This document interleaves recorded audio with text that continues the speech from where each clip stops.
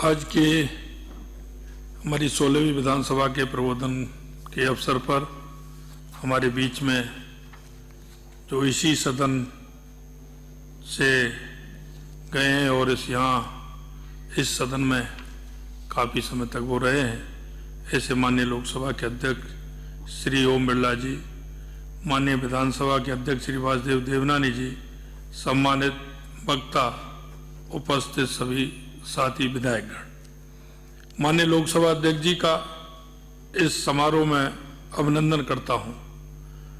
माननीय श्री ओम बिरला जी लोकसभा अध्यक्ष के पद को सुशोभित कर प्रदेश का मान बढ़ा रहे हैं। इस कार्यक्रम के सभी सम्मानित प्रबोधकों का मैं आभार व्यक्त करता हूं। आपने इस कार्यक्रम में अपने अनुभवों से संसदीय प्रक्रियाओं के बारे में हमारा ज्ञान वर्धन किया। इस कार्यक्रम को आपने अपने विधायी अनुभवों से सजोया है।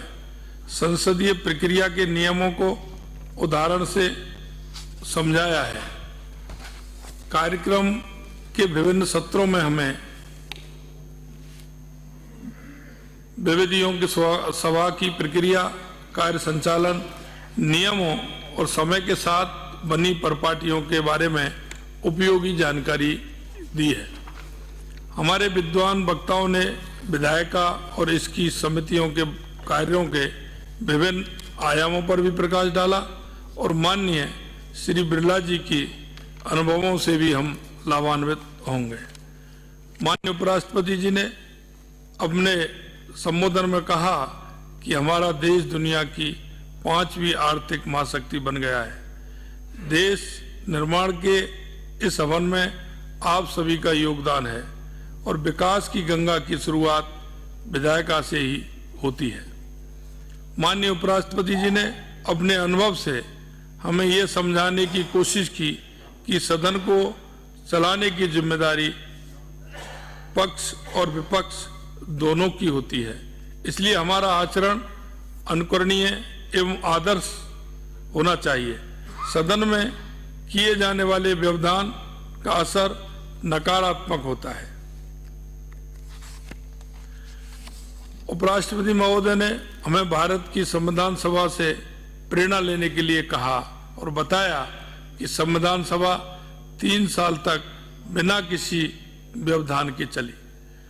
हमने भारत को 2047 तक विकसित राष्ट्र बनाने का लक्ष्य रखा है और इसकी नींव डाल दी गई है।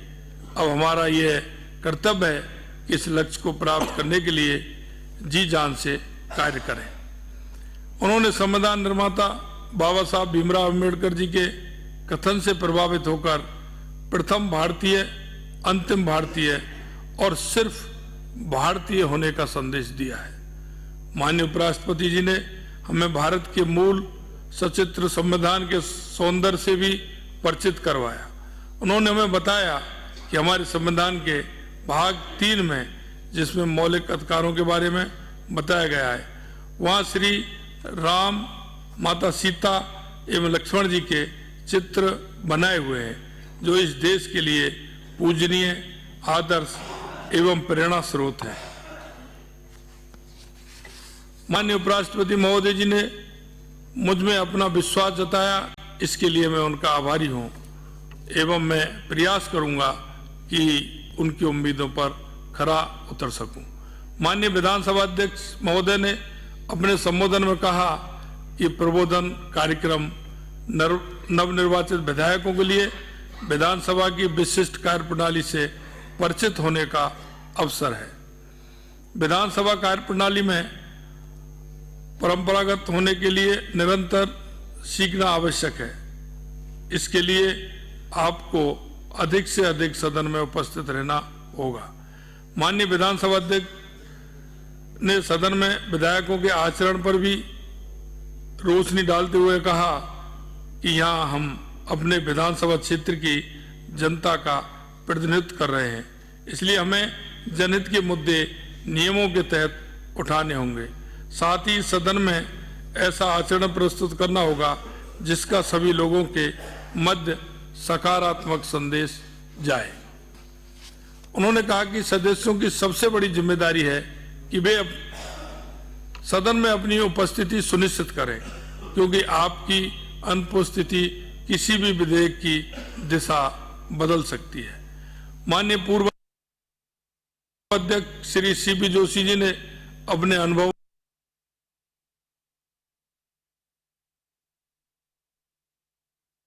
का साझा करते हुए नवनिर्वाचित सदस्यों को सदन की विभिन्न समितियां जैसे कि पब्लिक अकाउंट्स कमेटी आदि के संचालन, गठन एवं उद्देश्य से अवगत कराया। कमेटियों का मुख्य उद्देश्य राज्य सरकार द्वारा एवं उसके विभागों द्वारा खर्च किए गए जनता के पैसों का अवलोकन करना है। उन्होंने कहा कि कमेटी के सदस्यों को पार्टी से ऊपर उठकर सरकार की कार्य योजना एवं बजट निर्धारण में सहभागिता करनी चाहिए। माननीय संसदीय कार्य मंत्री श्री जोगाराम जी पटेल जी ने शून्यकाल के महत्व को बताया कि कैसे शून्यकाल में विधायक गण द्वारा उठाए गए सवालों का उत्तर देने के लिए सारी व्यवस्था तत्परता के साथ कार्य करने लग जाती है।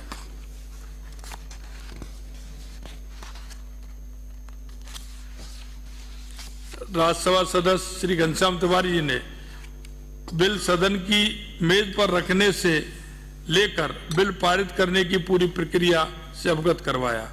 विधायी मामलों के विशेषज्ञ श्री चक्षु राय जी ने बजट प्रबंधन एवं कटौती प्रस्ताव के संबंध में महत्वपूर्ण जानकारी सदस्यों के साथ की।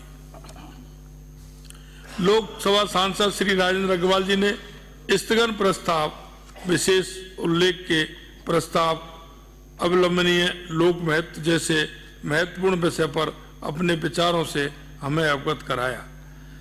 मेरे लिए प्रबोधन कार्यक्रम सीखने का अनूठा अनुभव था। मैं इसके आयोजन के लिए अध्यक्ष महोदय को धन्यवाद देता हूं। मैं प्रबोधन के लिए माननीय उपराष्ट्रपति महोदय, माननीय लोकसभा अध्यक्ष, माननीय सांसद और अन्य सम्मानित वक्ताओं का भी आभारी हूं। माननीय उपराष्ट्रपति जी और माननीय लोकसभा अध्यक्ष जी की उपस्थिति ने प्रबोधन कार्यक्रम को गरिमा प्रदान की है और उपयोगिता और शोभा को भी बढ़ाया है। उम्मीद है इस प्रबोधन कार्यक्रम से हमें उपयोगी चर्चाओं के लिए विधानसभा के बहुमूल्य समय का सर्वोत्तम उपयोग करने में मदद मिलेगी। इन नियमों और प्रक्रियाओं की जानकारी सदस्यों के लिए सदन तथा इसकी समितियों की कार्रवाई में प्रभावशाली ढंग से भाग लेने में मददगार होगी। आप सभी का मैं बहुत बहुत धन्यवाद करता हूं। धन्यवाद माननीय मुख्यमंत्री महोदय। आप